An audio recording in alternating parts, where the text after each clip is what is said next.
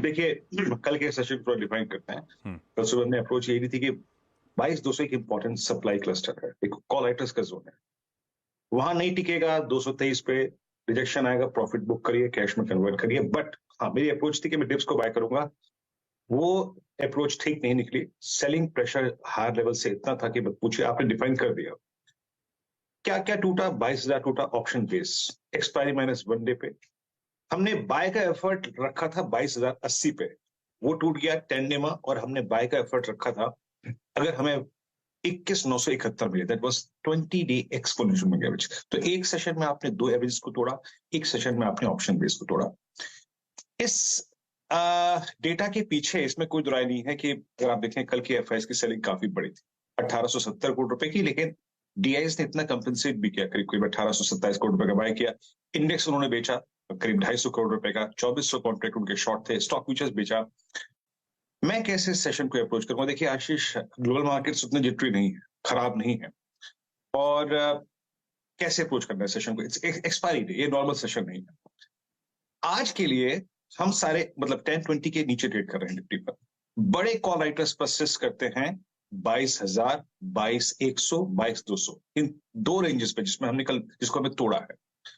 नीचे मीनिंगफुल अगर कोई भी पॉइंट एज पर द पुट राइटर्स इस जोन में है, दैट इज 21,800, 21,800। जो पिरामिड्स आपकी स्क्रीन पे आएंगे वो क्लियरली रिफ्लेक्ट कर रहे हैं कि 21,800 एक पुट राइटर का जोन है फॉर एक्सपायरी डे, और 22,000, 22,100, 22,200 कॉल राइटर्स का जोन है। 10-20 आप तोड़ चुके हैं, 50 बहुत दूर है। 50 है 21,681 पे, बहुत दूर है अभी वो वहां पे। मैं कैसे अप्रोच करूंगा? देखिए आशीष, रेजिस्टेंस 1 आपकी स्क्रीन पे आएगा, और वो है करीब करीब आप समझ लीजिएगा 22,013 और 22,061, यानी पहला कॉल राइटर और एक 10 डे मार्क। इसके नीचे तो सेल ट्रेड काम करेगा, नो डाउट अबाउट दैट। इसके नीचे सेल ट्रेड काम करेगा, और सेल जब आप करें तो याद रखिएगा, कल के लो को ध्यान में रखिएगा, और उसके बाद जो लोअर पिवट पॉइंट्स में डिस्कस किए हैं 895, 856, 803, 764, इसको अपने ध्यान में रखिएगा। 22,013 और 61 के नीचे प्रेशर रहेगा, और लोअर पॉइंट्स शॉर्ट कवर करने के लिए ये रहेंगे। और एक 21,800 जो कि पुट बड़ा हुआ होल्ड करती है, क्योंकि प्राइस डैमेज हुआ है। निफ्टी आईटी ने भी आखिरी में कंट्रीब्यूट किया। एक्सपायरी रिलेटेड शॉर्ट कवरिंग कब आ सकती है? या तो हम कल के लो को डिफेंड कर ले, उसको ना तोड़े, या फिर पिवट पॉइंट से, या फिर आशीष ऑन द हायर साइड अगर आप 22,013 और 22,061 तक 10 डे एक्सपोनेंशियल एवरेज को क्रॉस करके ट्रेड करने लगे, तब हायर साइड पे 22,131 और 183 और 223 आ सकता है। यह है निफ्टी पर अप्रोच। क्लियर है, 22,013 और 22,061 तय करेगा 10 day in call zone. Nifty bank का आशीष प्राइस डैमेज काफी सीवियर था। हमने कल इंट्राडे लो जो क्रिएट किया वो almost 100 day exponential moving average था, जो कल लो क्रिएट हुआ है 45,850। बड़े कॉल राइटर्स 46,200, 46,300, 46,400, 46,500 पे प्लेस्ड है। मेरी अप्रोच क्या रहेगी? पिरामिड्स आपको देखिएगा क्लियरली विजिबल है कि 46,200 से 46,500 ये कॉल राइटर्स का मेगा सप्लाई जोन है।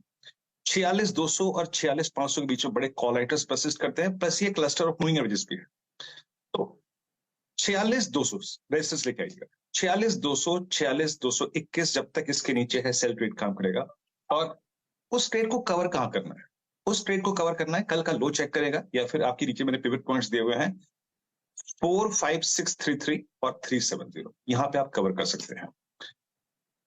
एक्सपायरी डे है, थोड़ा याद रखिएगा, पिवट पॉइंट्स पे कवर भी करिए। बट अगर बैंक निफ्टी किसी भी सर्कमस्टेंसेस में, क्योंकि ओवरसोल्ड भी है, कल 100 डे में विजिट करके आया है एक्सपायरी -1 डे पे, अगर 46,221 के ऊपर चलना शुरू करे तो अ शॉर्ट कवरिंग स्विंग, याद रखिएगा शॉर्ट बहुत है यहाँ पे, a short covering swing towards 390, 574 और 730 पॉसिबल है। तो आशीष, कल दोनों ही इंडिसेस का लो प्लस निफ्टी के लिए 22,013, 22,061 10 डे एक्सपोनेंशियल मूविंग एवरेज आज सबसे क्रिटिकल लेवल रहेगा एक्सपायरी डे के लिए।